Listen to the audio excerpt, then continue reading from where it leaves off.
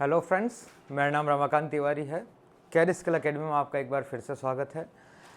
आज हम एसी के अंदर स्प्लिट एसी की सर्विस का टॉपिक शुरू करेंगे, जिसके अंदर हम एक एक स्टेप वाइज समझेंगे कि हमें स्प्लिट एसी की प्रॉपर सर्विस करनी कैसे है। ड्राई और वेट दोनों चीज़ें, और वेट सर्विस कहाँ होती है और ड्राई सर्विस कहाँ होती है उसके बारे में भी समझ लेते हैं। तो चलिए शुरू करते हैं।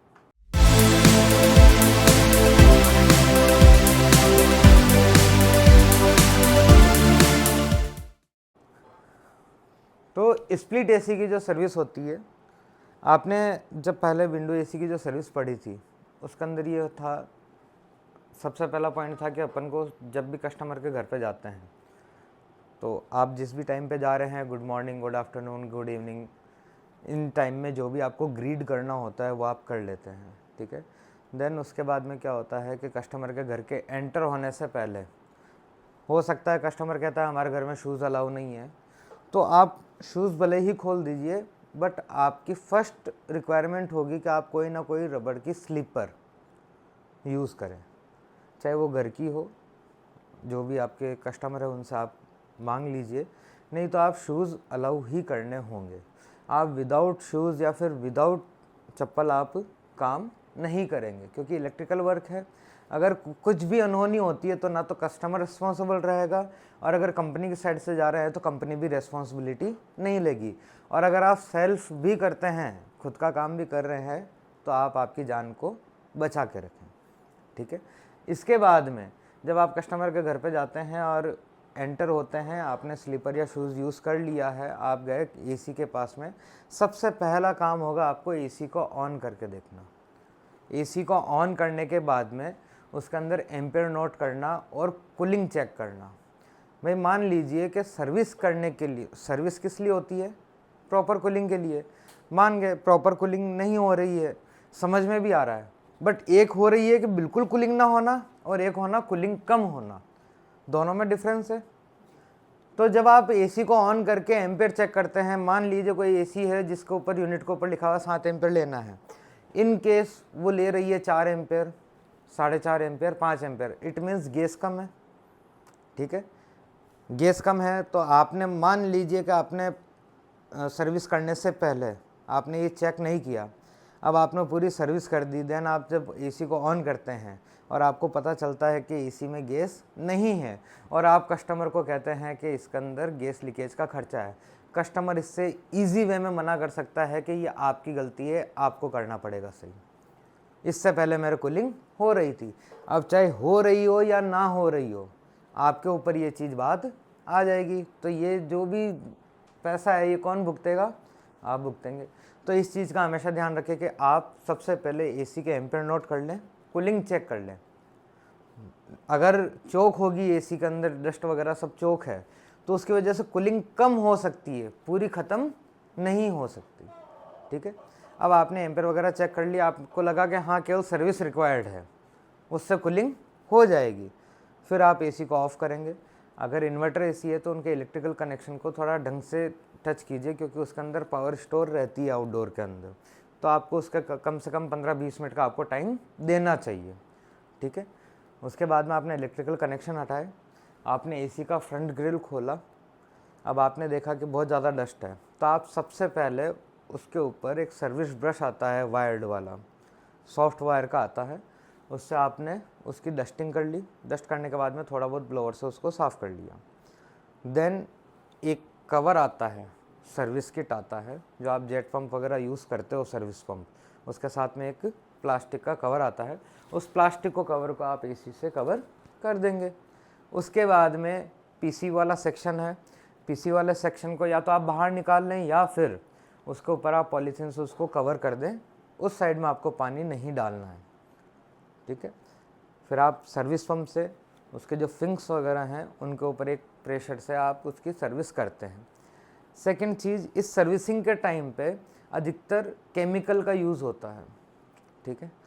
केमिकल का यूज़ अवॉइड करना ज़्यादा बेटर होगा। अगर केमिकल अगर रह जाता है, आपने कूलिंग कॉइल के ऊपर केमिकल डाला, आपको बहुत अच्छा लगा, उसके ऊपर झाग आ गया, फोम आ गया, गंदगी आपको दिख रही है, साफ़ हो गई, बट इन केस जब आप वापस उसको साफ़ पानी से धो रहे हो और अगर केमिकल पूरा साफ़ नहीं हुआ, तो फिर वो फिंक्स के साथ रिएक्शन करेगा और फिंक्स ख़राब कर देगा। ठीक है, तो आपको ये ध्यान रखना, अगर केमिकल वॉश करते हो तो आपको प्रॉपर तरीके से करना होगा जब तक पूरा केमिकल बाहर नहीं निकल जाता, या फिर जेट पंप के अंदर प्रेशर इतना होता है कि वो कूलिंग कॉइल को अंदर तक अच्छे से साफ कर देता है। ठीक है, तो अगर जब जेट पंप यूज़ कर रहे हो तो आप केमिकल लगाने की आपको ज़रूरत नहीं पड़ेगी। क्लियर हो गया यहाँ तक? उसके बाद में एक ऊपर की साइड में जो अंदर कूलिंग कॉइल जो है वो 3 हिस्सों में डिवाइड है, तो पीछे वाली जो कूलिंग कॉइल होती है वहाँ पे भी एक छोटी सी ट्रे होती है जिसके साइड में दोनों साइड में एक सेक्शन होता है और उसी सेक्शन के थ्रू पानी नीचे ड्रेन ट्रे में आता है। काफ़ी बार ये होता है कि वो सेक्शन ब्लॉक हो जाते हैं। ठीक है, तो काफ़ी बार आप देखोगे कि सर्विस करने के बाद में कुछ टाइम बाद में जब इसमें वापस पानी इकट्ठा होगा, एसी चलेगी, कूलिंग होगी, तो इसमें वापस पानी इकट्ठा होता है, तो पानी एसी के पीछे की साइड से स्लाइड करके नीचे आता है। तो उसका अधिकतर रीज़न यही होता है कि जो पीछे वाली जो ट्रे है, बिल्कुल एक छोटा सा सेक्शन आता है, उस ट्रे के अंदर कोई ना कोई डस्ट या पार्टिकल, कोई ना कोई जाम है, उसकी वजह से वो पानी अंदर ही गिर रहा है। 2 कंडीशन समझ में आ रही हैं, एक तो बैक साइड से पानी गिरना और एक ब्लोवर की साइड से पानी गिरना, इन दोनों कंडीशन में वो कंडीशन लागू होगी। उसके बाद में आपने पूरी क्लीनिंग कर ली एकदम अच्छे से, ड्रेन जो पाइप है उसको अच्छे से आपने साफ़ कर लिया। उसके बाद में आप ब्लोवर से जितना पानी हो सके उतना पानी उसका सुखा देंगे।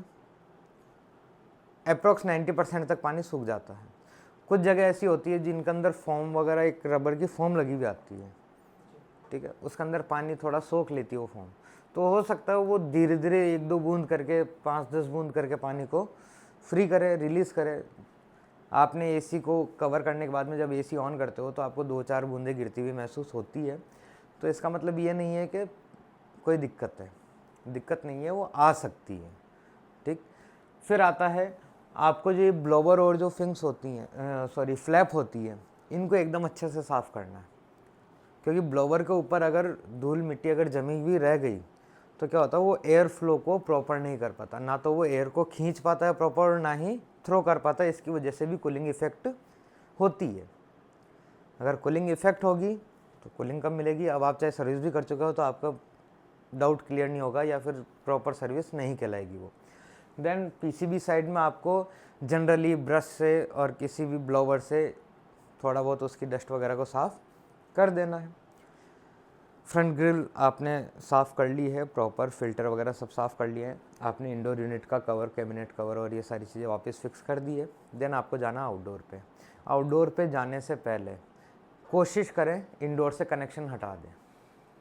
क्या करें? इंडोर से कनेक्शन हटा दें।